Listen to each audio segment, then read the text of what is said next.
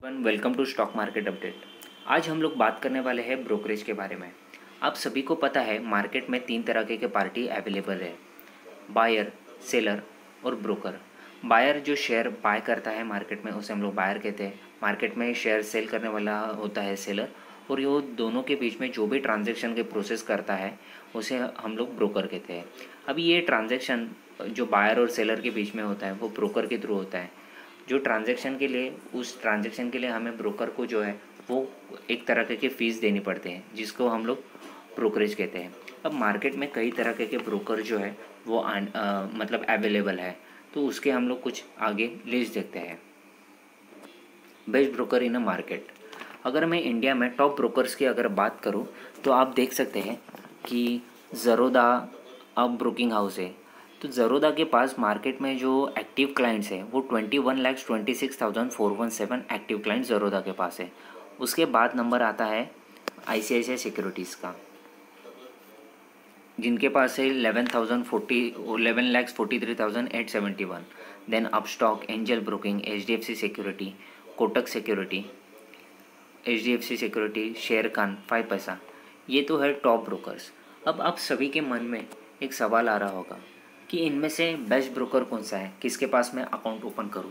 हालांकि हमने देखा कि ज़रोदा के पास हाईएस्ट जो है एक्टिव क्लाइंट की लिस्ट है। वो होने का उनका एक रीज़न है कि उनका जो है वो ब्रोकरेज जो है वो बहुत कम है। मार्केट में ब्रोकरेज जो है वो एक तरह का चार्जेस है। उसका जो चार्जेस जो है वो जितना कम होगा उसके ऊपर जो है आपकी प्रॉफिटेबिलिटी डिपेंड है। इसे क्लियर करने के लिए मैंने कुछ कैलकुलेशन किए हुए हैं, जिसके थ्रू हम लोग पता लगा सकते हैं कि मार्केट में कौन सा ब्रोकर कितना चार्ज कर रहा है और मैं उसके थ्रू कितना प्रॉफिटेबिलिटी में अर्न कर सकता हूँ। क्योंकि जितना मेरा ब्रोकरेज कम होगा उतनी मेरी प्रॉफिटेबिलिटी ज़्यादा होगी। तो इसे क्लियर करने के लिए मैंने एक एग्जांपल लिया हुआ है। मान लो अगर कोई शेयर है जिसका प्राइस आज 1,000 रुपीज़ चालू है और वो मैं 1,100 में वो सेल करने वाला हूँ। तो यानी एक शेयर के पीछे जो मेरा प्रॉफिट है वो 100 रुपये है। ऐसे मैंने 100 शेयर बाय किया हुआ है। 1,000 में मैं बाय कर रहा हूँ, 1,100 में सेल कर रहा हूँ, यानी मेरा टोटल प्रॉफिट है वो 10,000 है, बराबर। तो मेरे अकाउंट में जब मैं सेल करूँगा एग्जैक्टली 10,000 तो आने वाले हैं नहीं, क्योंकि अब तक मुझे ब्रोकरेज देना, ब्रोकिंग हाउस को देना बाकी है। तो देखते हैं मेरे अकाउंट में कितने कितने प्रॉफिट कितना आता है।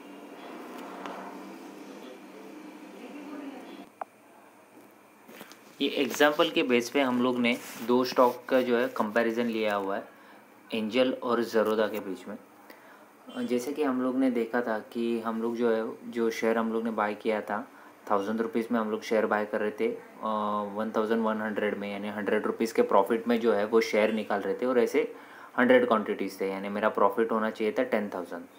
तो अगर हम लोग एंजल ब्रोकिंग की बात करें तो बाय और सेल मिला के सब जगह पे मेरा जो टर्नओवर है वो 2,10,000 तक हो रहा है।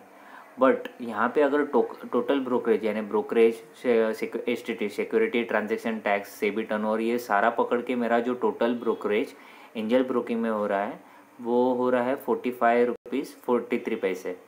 यानी 10,000 में से ये मेरा माइनस करके मेरे को जो प्रॉफिट हो रहा है वो 9,954 हो रहा है। सेम वे अगर मैं ज़रोदा में भी देख रहा हूँ तो ज़रोदा में भी सेम है, बट टोटल ब्रोकरेज यहाँ पे मेरा 39 रुपीज़ हो रहा है। यानी मेरी प्रॉफिटेबिलिटी यहाँ पे कट के आ रही है 9,960। यानी एंजल ब्रोकिंग से जो अगर मैं कंपेयर करता हूँ यहाँ पे, तो यहाँ पे मुझे कम ब्रोकरेज यहाँ पे देना पड़ रहा है।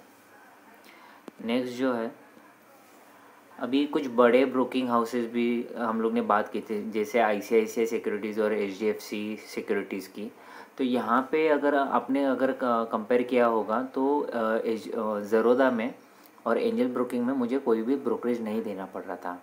अगर मैं बात करूँ ICICI और HDFC की, तो ICICI में मुझे 2,10,000 के टर्नओवर पे 1,155 का ब्रोकरेज देना पड़ रहा है। Security transaction tax 26 rupees, SEBI turnover 42 पैसे, स्टैम्प ड्यूटी 4 रुपीज़ 2 पैसे, ट्रांजैक्शन चार्जेस 5 रुपीज़ 8 पैसे। तो ओवरऑल ये सारा ब्रोकरेज मिला के मुझे 1,400 का जो ब्रोकरेज है ICICI में देना पड़ रहा है। और 10,000 में से 1,400 ये अगर माइनस करने के बाद मेरे हाथ में जो प्रॉफिट आ रहा है वो 8,599 आ रहा है, यानी 8,600 के करीबन आ रहा है। और HDFC सिक्योरिटी में सेम टर्नओवर मेरा 2,10,000 का। ब्रोकरेज यहाँ पे मुझे अगर मैं कंपेयर करूँ तो HDFC में मुझे कम देना पड़ रहा है as compare to ICICI।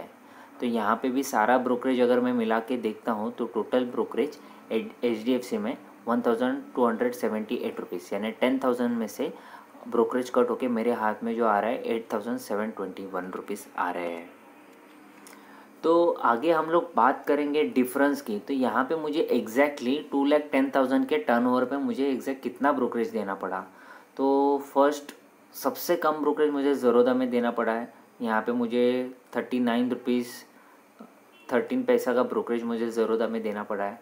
Angel broking में मुझे 45 रुपीज़ का ब्रोकरेज देना पड़ा है। HDFC में वो बढ़कर 1,278 और ICICI में 1,400 का देना पड़ा है। ज़रोदा में और एंजल ब्रोकिंग में मुझे जो है सिर्फ transaction charges, security transaction tax और स्टैम्प ड्यूटी देने पड़ रही है। ज़रोदा और एंजल ब्रोकिंग में डिलीवरी में उन लोग कोई भी ब्रोकरेज मुझसे चार्ज नहीं कर रही है।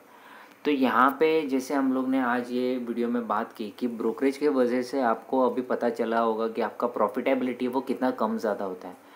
ये तो हुआ कि हम लोग ने जब प्रॉफिट बुक करते तब की बात है। सेम वे अगर हम लोग ऐसे तो नहीं बोल सकते कि स्टॉक मार्केट में मैं रोज़ ही प्रॉफिट कमाऊंगा।